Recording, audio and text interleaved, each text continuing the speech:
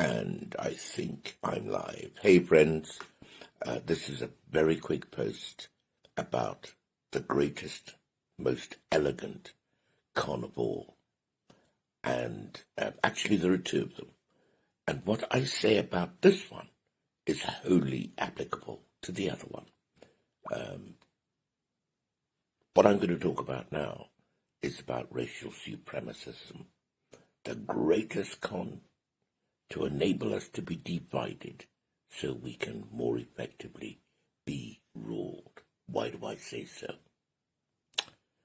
The first thing about racial supremacism is that it inflates the ego and identity of one group over another group. And there's something which is so compelling about having your ego stroked, being told you're better than, more worthy than, more deserving than another. The most compelling thing about this is that it just makes you feel good till the cows come home. And so, in that way, it's incredibly elegant. Second thing, it becomes the basis then for unearned privilege. So, if I tell you that willy-nilly, ipso facto, you're better than the next person, you deserve to have a bigger slice of any pie that's going just because of who you are, not because of what you achieve or what you do or any special talents or anything, but it becomes the base for unearned privilege. Now, there's nothing more rankling than watching people get given stuff just for being what they are. It causes profound and deep resentment in other people. See how divide and rule works? So, by one simple stroke, you've got two or more groups at each other's throats, and it's perpetrated by somebody. But of course, because people are at each other's throats, they haven't got time to sit back and think rationally and realize that somebody's causing them to fight each other. Next, because you're being given unearned privilege, the one party in the racial supremacism story is immediately highly and strongly motivated to maintain that status quo. Why would you unravel something that keeps giving and giving to you? So it makes you an unerring advocate of this system. But here's the problem. Intelligent people realize the innate inequity of that situation. And of course, while they love the outcome of being told that they are racially superior to others, they can't own up to it because they know two things. One, in the first place, it is very likely a lie, because of course it can only be maintained by scrubbing out huge chunks of history, not teaching it, or repackaging huge chunks of history so that you can adjust the narrative. It's what, in the world of crime, is called a fit-up. You just create the evidence to suit the narrative. Next, it gives and gives. It has stickability. It is self-perpetuating on account of the fact that people have been bribed into maintaining that situation. And of course, the thing about being bribed, I mean, the moment you kiss the Godfather's ring, that's it. It's not a contract you can walk back from with ease. It's the crime that you commit, which makes sure that you are on side and are likely to remain on side lifelong. Also, it provides a basis then for eugenics. So those who created the system can say that certain lives being worthless can be treated with utter contempt to maintain your standard of living. And for why? because they're worthless. And then it becomes a self-fulfilling prophecy that, of course, their lives are less productive, and whatever happens to them, if, for example, they were just removed off the face of the earth, nothing would happen to anybody because they're worthless.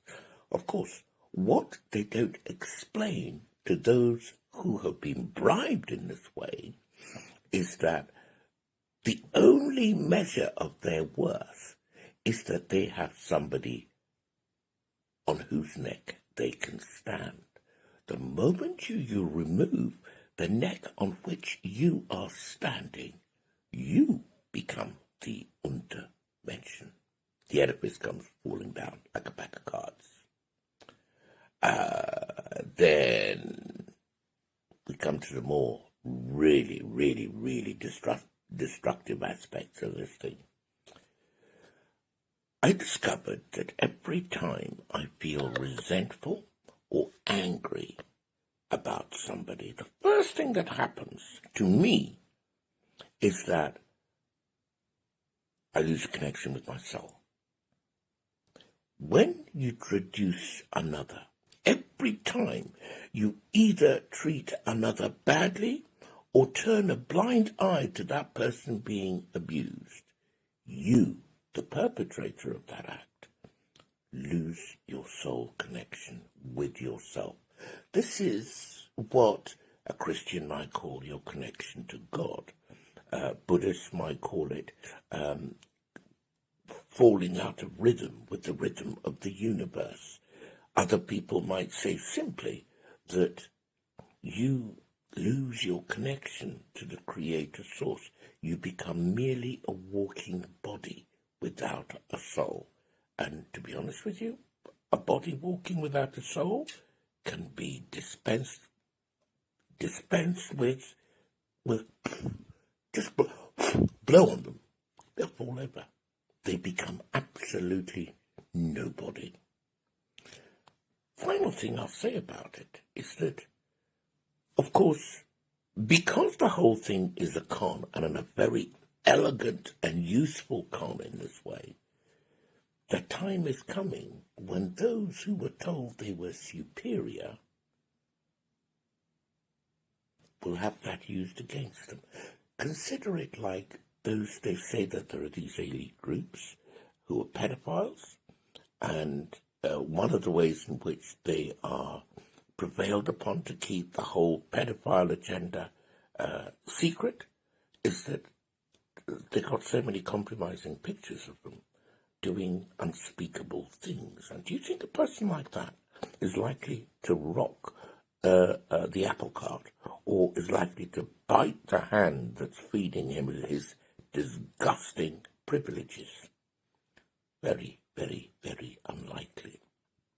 So, constantly, the sword of Damocles hanging over anybody who, for whatever reason, supports this variable hierarchy of worth in humanity.